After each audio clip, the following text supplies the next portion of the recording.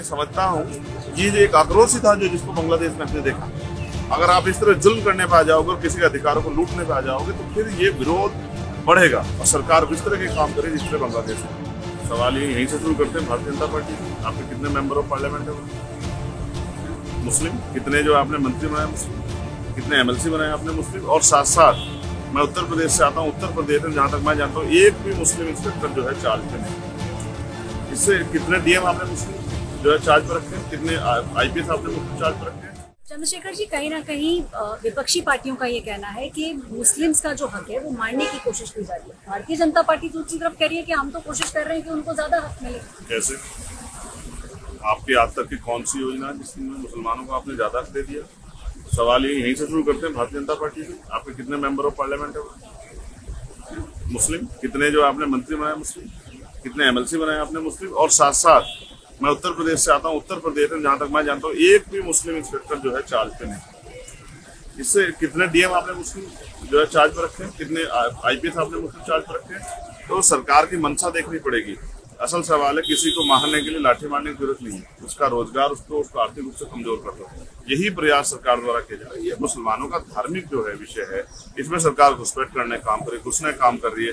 इतनी जो है सीधी तो बिल्किस बानो की नहीं बोली सरकार। बिल्किस बानो के आरोपी को जिस तरह से खुलेआम जो है छोड़ा गया सरकार की योजना के द्वारा, जुल्म किया गया, तो सुप्रीम कोर्ट नहीं होता तो उस बच्ची को न्याय नहीं मिलता।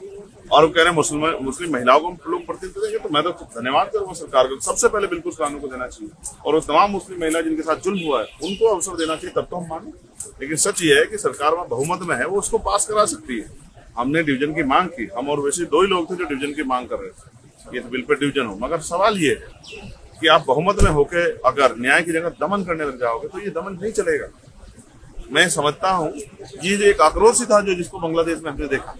अगर आप इस तरह जुल्म करने पे आ जाओगे और किसी के अधिकारों को लूटने पे आ जाओगे तो फिर ये विरोध बढ़ेगा और सरकार इस तरह के काम करे जिस तरह बांग्लादेश में।